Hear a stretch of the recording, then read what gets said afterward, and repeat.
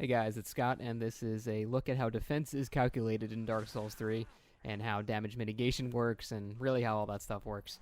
And it's very strange in this game, so we're definitely going to take a look at it. And to make sure I had accurate results, I basically let this hollow hit me with the same running attack every single time, making sure it was the exact same attack on a soul level 120 on New Game Plus, and then I just swapped out hundreds of different armor combinations to get different levels of mitigation and absorption, and then I just compared them. Alright, so here's the stat screen. It's pretty vague. There's a bunch of numbers on it that they don't describe, so I'm going to explain them to you right now. Numbers on the left indicate flat damage reduction for magical or physical, and that's exactly what it sounds like. If you take 300 and you have 150 flat, now you only take 150 damage. The number on the right indicates percent damage reduction, and that's applied after the flat damage reduction. And this is mostly accurate up into a certain point. Once you start getting around above 25% absorption, it drops off a little bit, so it's not exactly a percent, but it does function like a percent that basically gets less and less as it gets higher. Now, here's all the actual data that I've looked at. So I just saw that the hollow does 370 damage with his running R1, and I determined that from having 0% absorption and a flat amount of resistance, and then I just did the math from there. So with 94 slash resist and negative 10% absorption, it does 303 damage, because 370, which is his base, minus 94 times 1.1 for the 10% bonus is 303 damage.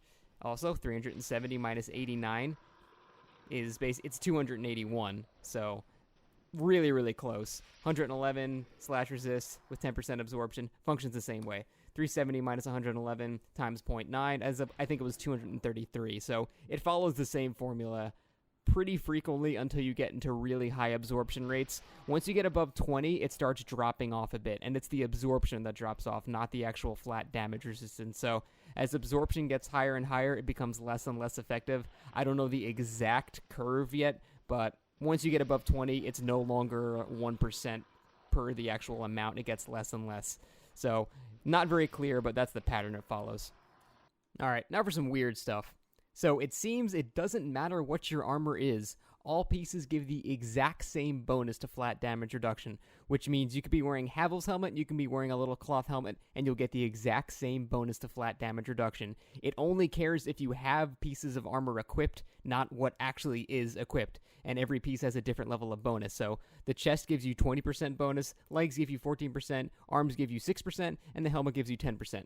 So if you had a flat physical reduction of 90 just from your stats and your level, and you put on a chest piece, it would increase that number by 20%, whether it's Havel's or whether it's a robe. It doesn't matter. Same thing for legs, arms, and helmet.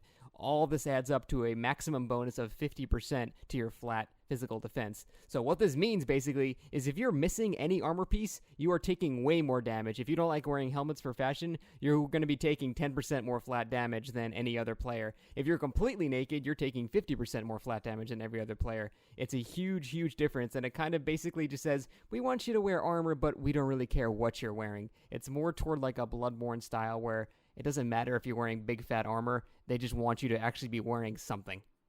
So let's summarize all this real quick. So basically, the amount of damage you take is equal to the base damage that the enemy is doing to you, minus your flat physical reduction, times 100 minus your absorption. And that's accurate up until about 20% absorption, in which case it's the same formula, but that C, the absorption, is modified by some unknown variable I cannot really figure out yet, and it's kind of on a logarithmic scale where it gets less and less as it gets higher and higher. Weapons with split damage also function the same way, except both of their damage numbers are both modified by the defenses. It's more like Dark Souls 1 and not like Dark Souls 2, so it seems like split weapons are always going to be weaker compared to like a quality pure physical version because it has multiple defenses to go through. It follows the same formula, it just has to go through two different reductions, so it's always going to be less.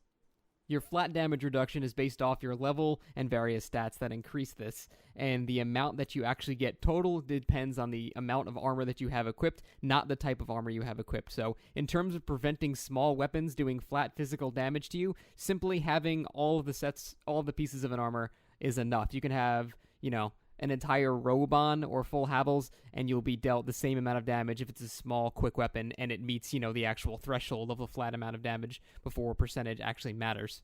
So, basically, wearing heavy armor is really good against big weapons that do big damage in small amount of hits, and wearing basically anything is good against small weapons because the flat damage reduction is the exact same. So you're definitely reducing way more damage when you have a higher absorption rate, but that really only matters when you're getting hit by a large weapon. So for the most part, heavy armor, really good for big weapons. Any armor, good for little weapons. Just at least wear armor. Thanks for watching, guys. And I'll be back with some more crazy, exciting data videos. Oh boy.